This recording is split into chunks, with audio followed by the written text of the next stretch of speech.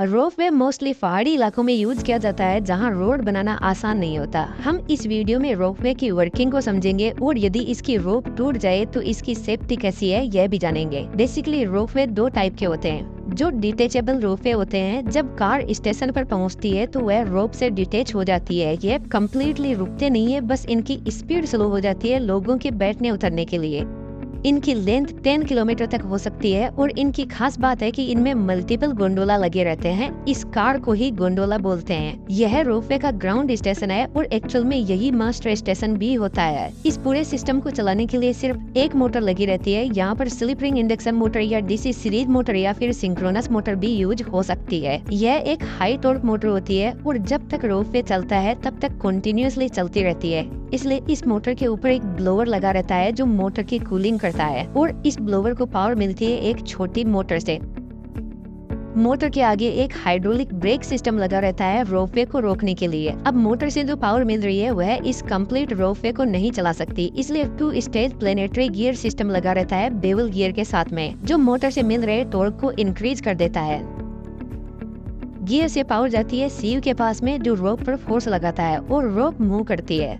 जो केब होती है वह रोप को पकड़ के रखती है और रोप जब मूव करती है तो केब भी साथ में मूव करती है। जनरली रोपवे की 3 to 5 मीटर पर सेकेंड एवरेज स्पीड होती है, लेकिन इसकी स्पीड 14 मीटर पर सेकेंड भी हो सकती है। इतनी हाई स्पीड में जब केब स्टेशन पर पहुंचती है तो केबल से सक्सेसफुली डिटेच हो जाती है।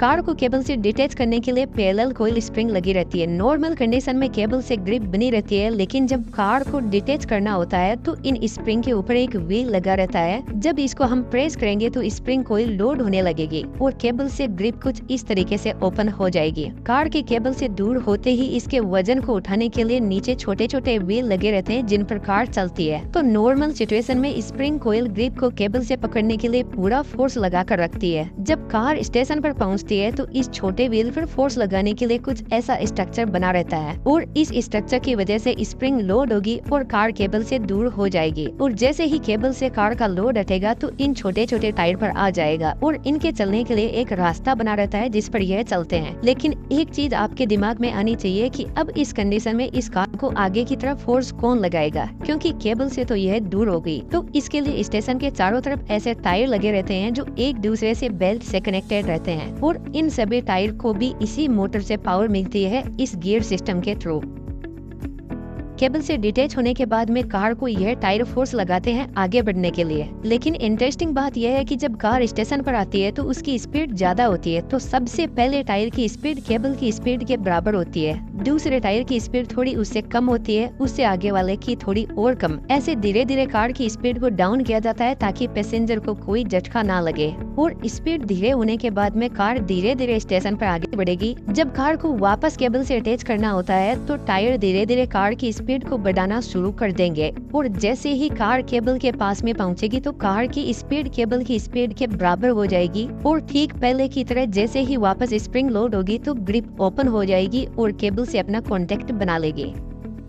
यदि अपर स्टेशन को देखें तो अपर स्टेशन पर भी सेम ऐसा ही सिस्टम होता है, लेकिन यहाँ पर कोई मोटर नहीं लगी रहती है। जो लोअर स्टेशन की मोटर होती है उसी से पावर ट्रांसफर होती है केबल के थ्रू। अब यहाँ पर जो टायर लगे रहते हैं इनको रोटेट करवाने के लिए इस सीव से एक गियर सिस्टम के थ्रू इनको कनेक्ट किया जाता है। बाकी process same to same lower station जैसा ही है। अब मान के चलो लोअर स्टेशन से अपर स्टेशन के बीच में बहुत ज्यादा दूरी है और केबल बीच में कहीं टावर से उतर गई तो क्या होगा दोस्त?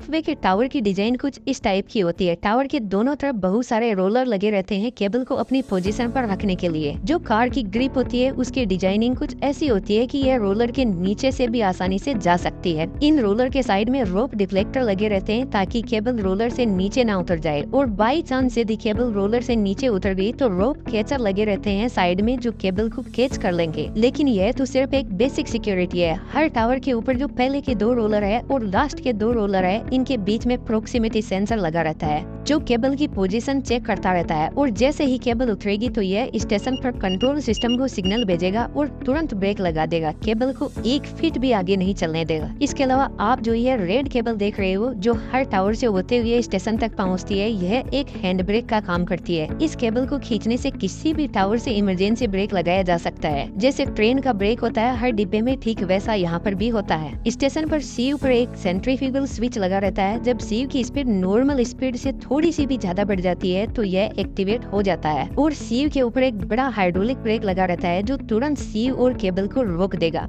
कई बार ऐसी सिचुएशन भी आती है कि पावर फेलियर हो जाती है और मोटर रुक जाती है तो बीच में कार फंस जाएंगे, तो इसके लिए सीयू पर एक बड़ा गियर लगा रहता है जिसके साथ में एक हाइड्रोलिक मोटर लगी रहती है, और इस मोटर को पावर मिलती है एक इंजन से जिसको पावर फेलियर जैसी इमरजेंसी सिचुएशन में ऑन किया जाता है। रोपवे में जितने भी ब्रेक है ये सब नॉर्मल कंडीशन में एक्टिवेट रहते हैं। कहने का मतलब गाड़ियों में जब ब्रेक फेल होता है तो ब्रेक लगता नहीं है, लेकिन इनमें जैसे ही कोई एबनॉर्मल कंडीशन आती है तो ब्रेक फ्लूइड और स्प्रिंग ऑलरेडी लोडेड रहते हैं और इनमें से कुछ भी फेल होता है तो ब्रेक लग जाता है। रोपवे में स्टील वायर से बनी एक मोटी केबल काम में ली जाती है। इस केबल की कंटिन्यूस मॉनिटरिंग के लिए ऑप्टिकल टेस्टिंग डिवाइस लगी रहती है जिसमें लेजर लाइट होती है, और यह चेक करते रहते हैं कि कहीं से भी केबल में कोई वायर तो नहीं टूटा है या कोई स्क्रैच तो नहीं आ गया। रोपवे में एक और इंटरेस्टिंग थिंग होती है कि जितने गोंडोला नीचे की तरफ आ रहे हैं उतने ही ऊपर की तरफ जा रहे हैं ताकि मोटर पर ज्यादा लोड ना पड़े और उसको बैलेंस किया जा सके। बाकी रोपवे में जितने भी इक्विपमेंट है जैसे मोटर, केबल कार, इनकी कंटिन्यूस मॉनिटरिंग की जाती है ताकि कहीं से भी कोई फेलियर ना हो जाए, तो यहाँ पर सेफ्टी का पूरा ध्यान रखा जाता है। बस इनमें एक छोटी सी कमी होती है कि जो केबल कार या जो गोंडोला होता है उसमें लाइट का कोई सोर्स नहीं होता है, इसलिए आपने कई बार देखा होगा कि उनके ऊपर एक छोटा सोलर पैनल लगा रहता है वहाँ पे इलेक्ट्रिसिटी देने के लिए।